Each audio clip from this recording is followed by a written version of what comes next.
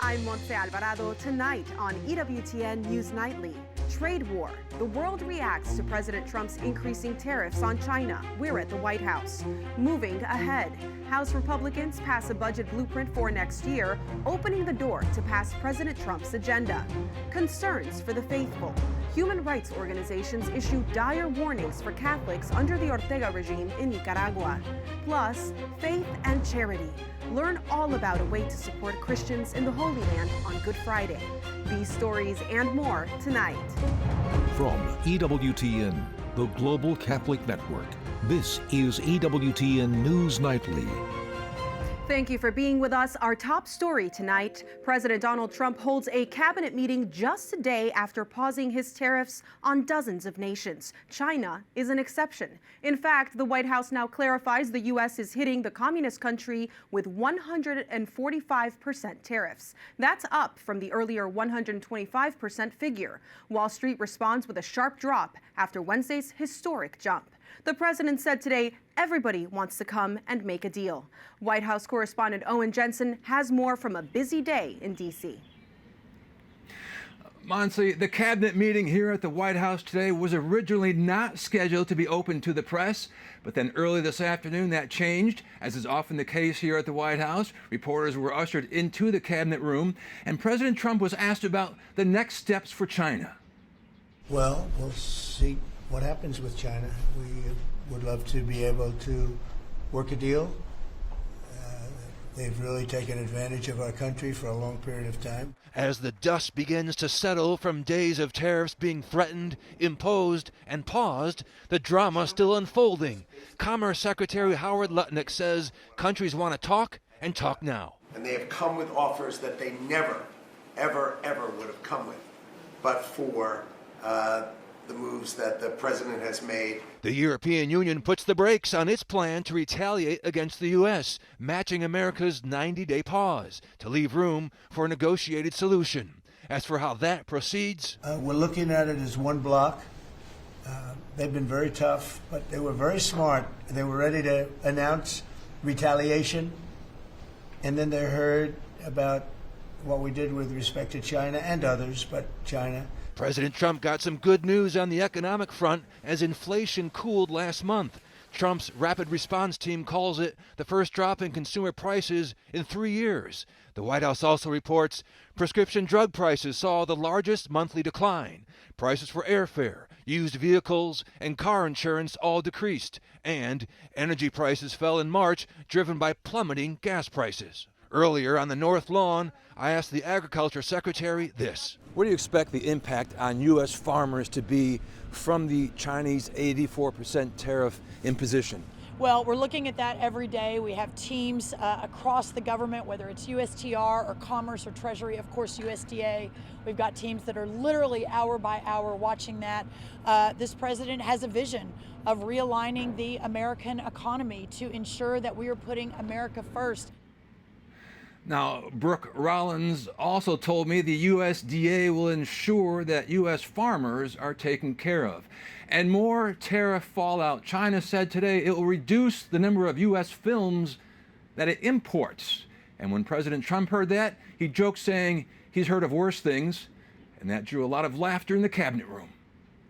At the White House, Owen Jensen, EWTN News Nightly. Thanks so much, Owen. Well, we're happy to welcome back to the program Gordon Chang, lawyer and author. Gordon, thank you for joining us again. Now, China has said that it's willing to fight to the end in a tariff war, and President Trump is showing no signs of backing down in this trade war between China and the U.S. Who is most likely to win? I think we're most likely to win. First of all, we're the bigger economy. Also, we are the trade deficit economy. Last year, China ran a $295.4 billion merchandise trade surplus. Trade surplus countries have everything to lose.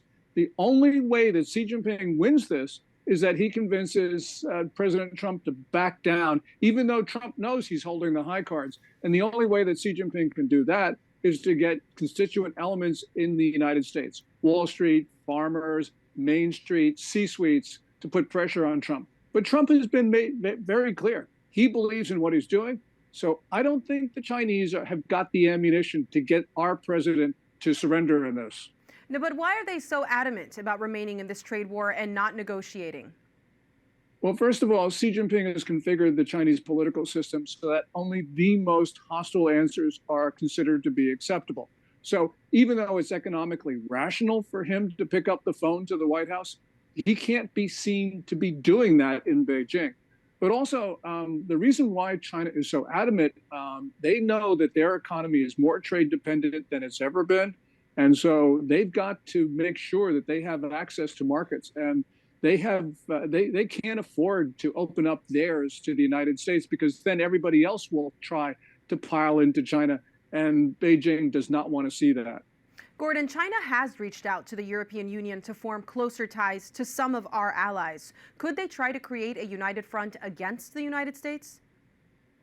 I'm sure that that's what they're trying to do. They got one big problem, though, and that is the U.S. consumer market is the biggest in the world. Everybody needs to sell things to the United States. And that's why when President Trump's pausing tariffs on everybody and saying we'll negotiate with Japan, South Korea, and the EU, I think that the Chinese are pretty concerned about that. And that's why I think we're seeing some pretty belligerent rhetoric out of Beijing. But I think that's a front. Well, we're all watching and feeling the effects of this trade war. If it does continue, then what effects can we see and expect to see across the globe?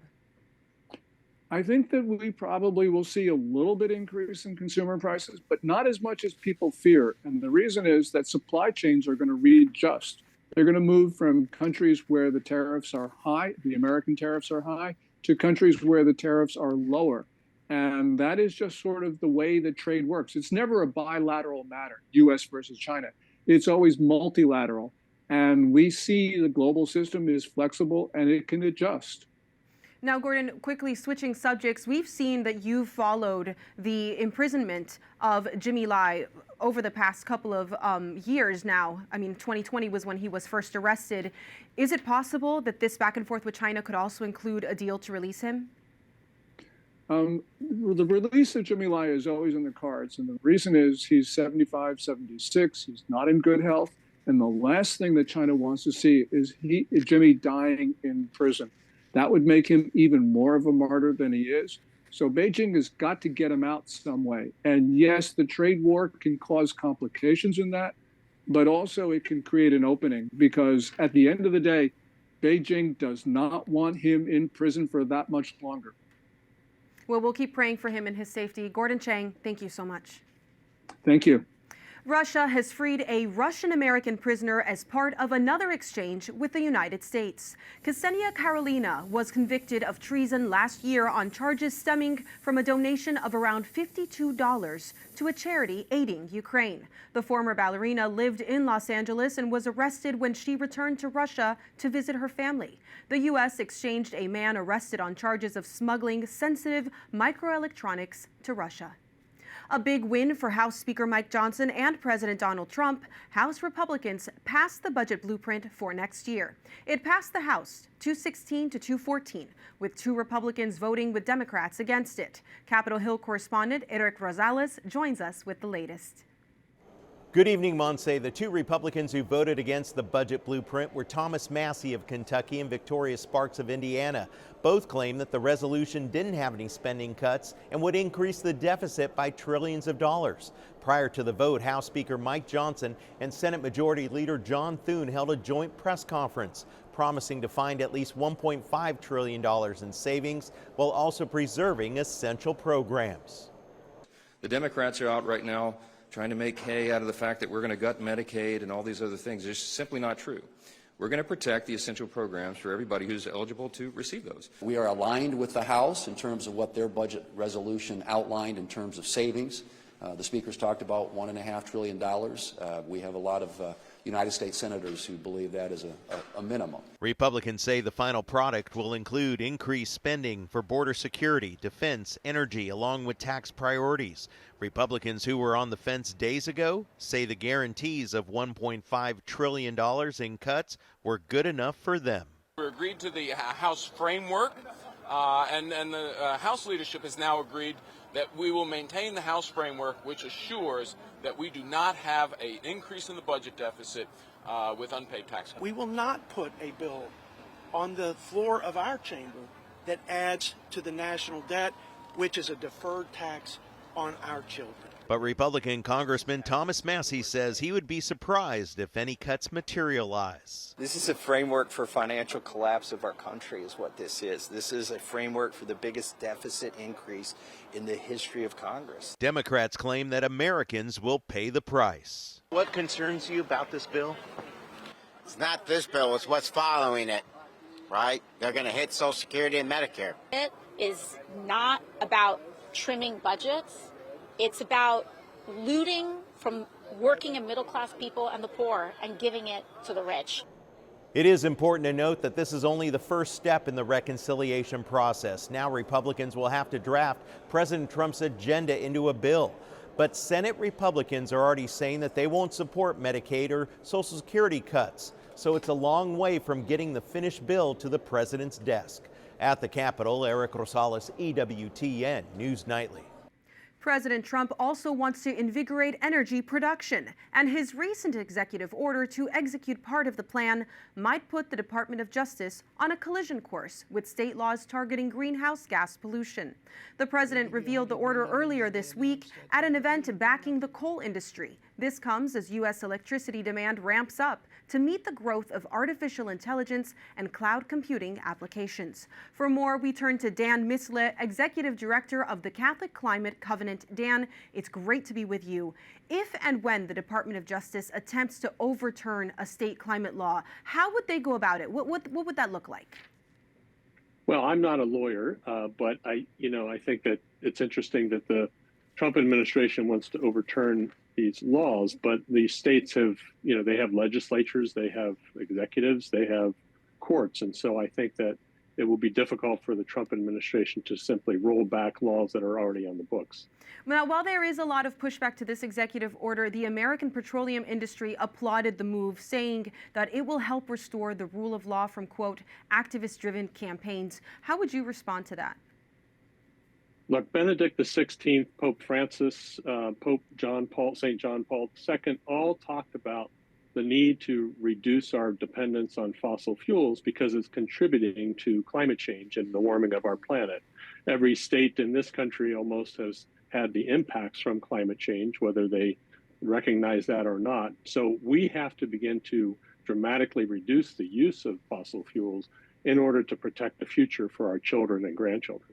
When you say about the future and you talk about how your Catholic faith guides a lot of this work, you spent 11 years at the USCCB as a policy advisor. What is your advice to the faithful on how they think about these issues from a policy perspective? Well, I think we need to think about them in terms of God's good gift of creation to all of us. And in Genesis, we were called to be caretakers with God for the planet. It's not unlimited in its resources, and so we have to conserve those resources not only for ourselves but for future generations. And so I think we ought to look at this in terms of the beautiful gift that God has given us and the need to take care of it better. What comes next then with this executive order, and how do you see this playing out? Well, I don't know. There's a lot of things that are happening within this administration at the present time.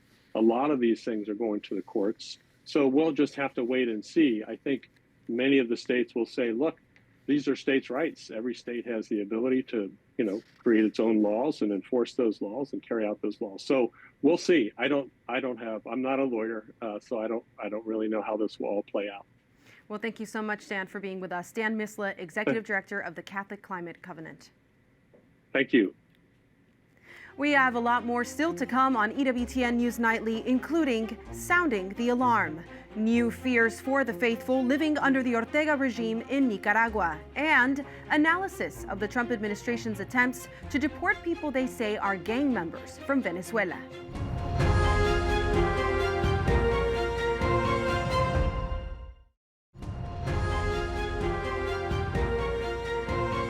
Preparations for large processions during Holy Week are underway across Latin America, except for Nicaragua. For the second consecutive year, the Ortega regime has largely banned outdoor faith-based activities. This comes as human rights activists warn the government's crackdown on the church is worsening. More than 200 religious figures are in exile, making it difficult to hold Mass or even hear confessions. Memorials have begun for the victims of the deadly roof collapse at a nightclub in the Dominican Republic. Family members and loved ones are still waiting for the identities of some of the more than 200 who were killed in the tragedy. Pope Francis offered prayers for the victims and those affected while encouraging everyone to persevere in their efforts to assist and accompany them. Judges in Texas and New York temporarily barred the U.S. government from deporting Venezuelans jailed in parts of those two states. This comes just after the Supreme Court ruled the deportations can resume, but deportees must be given a court hearing before they're flown away. Civil rights lawyers in the two states had sued to prevent the government from deporting 5 men alleged to be part of the Tren de Aragua gang. The men deny the claims. This all centers on the Alien Enemies Act and whether the Trump administration is using it correctly. For more, we turn to John Deaton, a trial attorney and former U.S. Marine. John, thank you for being with us. To unpack all of this confusion, first off, tell us more about this ruling from New York and Texas and how it relates to what the Supreme Court did earlier this week. Well, the Supreme Court basically gave the Trump administration a pretty big win because they were using this act from 1798, which has only been used in times of war or when a country is invading the United States. And the Trump administration used it, which bypasses traditional immigration laws under Title VIII of the U.S. Code. And the Supreme Court 5-4 said you can do it, except you can't just arrest them and deport them. You got to give them a fair notice hearing, which could be as little as 24 hours notice in order for them to challenge the deportation. And so it's a big win because the normal process, there's 3 million cases under the normal immigration process, and this gives some teeth to Trump's deportation agenda. Now, John, take us inside the pushback against the Trump administration's use of the Alien Enemies Act. Critics say that it's not lawful use because the U.S. has not declared war, even though they have declared a war on drugs. How do you respond to that? Listen, it's a fair response. It's never been used. You know, it was used by FDR to basically put Japanese American citizens in internment camps as well as Nazi members in America during World War II. And the Trump administration, I think they were just saying, listen, let's try to figure out a different way to do this. And so they invoked this act. And it's fair criticism to say it's never been done. But at the same time, it shows you that this Supreme Court is allowing President Trump to have great discretion when it comes to national security measures, immigration, and foreign policy. And so it depends on where you stand in the political aisle. It was a tightly fought case, 5-4. So it was very narrow. But due process matters, and unanimously, even though the court's divided, said you have to have due process, you have to give them a fair hearing, and so that's where we stand. Well, legal challenges similar to what happened in Texas and New York are expected in other states, so this debate is going to continue. How do you see this playing out? Well, I think the next challenge is what constitutes fair notice and due process. Will 24 hours be enough? Will 48 hours be enough? Will they be allowed to present witnesses? So we're going to see another ruling go up to the Supreme Court probably in the next 6 months. All I can tell you is there's going to be a lot of litigation about this issue for sure. Well, we'll be watching it and tracking it. Thank you so much. Thank you. Up next on EWTN News Nightly, speaking out, what church leaders in Colorado are saying about a pro-abortion measure from the state's governor.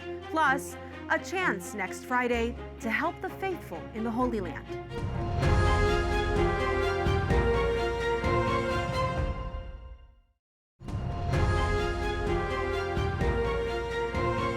Welcome back. Pope Francis has once again made a surprise visit, this time to the tomb of St. Pius X at St. Peter's Basilica. The news of the Holy Father's presence quickly spread, and the faithful gathered to greet him. The Pope has been recovering in his apartments in the Casa Santa Marta in Vatican City. Bishops in Colorado are urging the state's governor to veto a bill which would put at least $1.5 million of public funding annually toward Medicaid-covered abortions. The bill has already passed the State House and Senate. In a letter to Governor Jared Polis, the bishops say in part, quote, Every human life, from conception to natural death, is a sacred gift from God. No act of law can change this truth, nor can it erase our moral obligation to defend the most vulnerable among us. Next week marks an annual initiative that supports Christians in the Holy Land. The Good Friday collection is the main source of funds for the maintenance of some of the most venerated and visited Christian shrines in the world. It's part of the Holy Father's push to strengthen the ties between the faithful and the Holy Land. Joining us now from Washington, D.C. is Father David Grenier, the commissary of the Holy Land for the U.S. Father David, what is the Good Friday collection, and how does it actually help people in the Holy Land? What kind of an impact does it make on the ground? And the Good Friday collection was brought by Pope Paul VI in 1974 to help the Church in the Holy Land and help maintain the shrines of Christianity and help maintain the Christian community that is living over there. Because as St. Paul said in the second letter to the Corinthians, we all have a debt towards the Christians of the Holy Land because that's where the Church came from. If we have faith today in the U.S., it's because people from Jerusalem thousands of years ago spread the news, the good news of Christ, and shared with us what they had experienced when Jesus Christ fulfilled our redemption in the holy places. Amen. And there's not such a wonderful time right now to really lean into that experience as we pray through the end of Lent toward the resurrection. Father, you're a Franciscan of the Custody of the Holy Land. That's a very specific title. Can you tell us exactly what that is and the kind of work that you and your brothers do in the region? Yeah, a few years ago in 1342, Pope Clement VI entrusted all the shrines of Christianity to the Franciscans. So we're responsible of 85 shrines all over the Middle East. So we're thinking about Nazareth, Bethlehem, Cana, Capernaum, the Holy Sepulchre, Gethsemane, all the holy places. We are there to welcome pilgrims that will come to these places and to maintain the shrines, to make sure that when you go to the Holy Land, you can come, you can celebrate the Mass over there, you can pray in the places where Jesus did so much for us. And at the same time, by being over there, we're taking care of the local Christians. So we have 18 schools, we have 23 parishes, we have different services that we give to the population. And the Christian population, unfortunately, is going down and has a lot of struggles, especially with the war right now. We hear a lot, and that's fair, about the difficulties that the Jewish people in the Holy Land have, that the Muslim people have, but the Christians also are struggling. That's such a beautiful example for all of us who have been watching the war, obviously for this team reporting on the war. What does it mean then for the Christians in the Holy Land to know that people around the world, the Church around the world, are thinking about them, supporting them, especially in these difficult times of war and suffering? It's very meaningful because the Christian population right now in the Holy Land is less than 2%. So that's a minority. And so what they hear in the place where they are, what they feel, they could feel alone. Right now, no pilgrims are going because of the war. Many people are afraid. So to support to the Good Friday collection and to other initiatives, it's very important for them to understand that they are not alone, that their faith might look like a minority in the Holy Land, but that is something that changed the world. Absolutely. It's a faith that we rely on as well. Well, Father David Grenier, Commissary of the Holy Land for the U.S., thank you. Thank you. Now, before we say goodbye, we'd like to invite you to spend Holy Week with us here on EWTN with special programming that begins this Sunday. It all begins Sunday morning with the solemn Mass of Palm Sunday live from St. Peter's Basilica. Then, throughout the week, we will air special live programming from Rome, Jerusalem, Washington, D.C., and more. To see the complete schedule, head over to EWTN.com. We thank you for watching tonight. Remember, you can follow us on social media, Facebook, X, and Instagram, and at EWTN News Nightly. I'm Montse Alvarado. Good night, and God bless you.